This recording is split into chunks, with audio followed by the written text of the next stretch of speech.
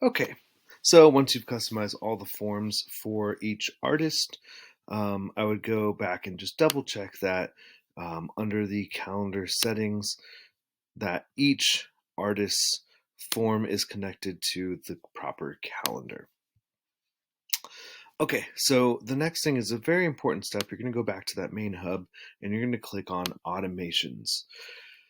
These are this is how the automation process starts. So once an appointment is booked in a specific calendar, then it starts an automation process. And you can see that I have automations set up for each artist. There's a template number 1 through 5. Again, if you have more than one, you'll just repeat these steps for, more than 5 artists. You'll repeat the steps for the additional artists. And you can see, like, if you want to copy one of these templates, hit clone, and then you'll change the name to whatever it needs to be.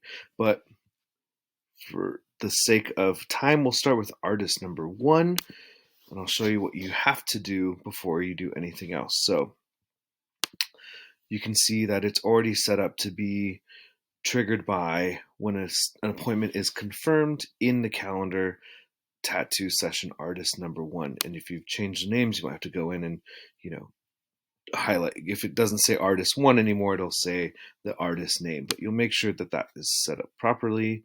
And then the most important thing that you absolutely have to do is click this plus sign here.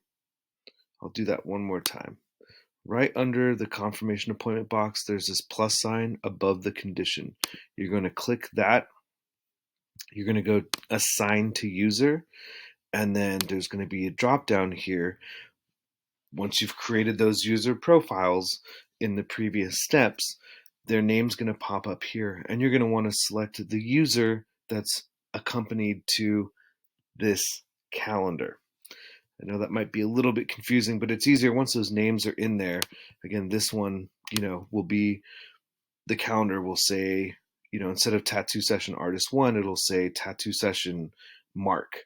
And then, so once you've confirmed that, when you assign to user, make sure that it's signed to user Mark. And then click Save Action. And then up at the top, click Save here. And then repeat that for each other appointment booking automation for each other artist. And once a client is booked on that artist calendar, it's going to start this automation. Remember, we talked about the existing tattoo button, so they just get a text when it's booked and a text the day before the appointment reminding them that they have an appointment coming up.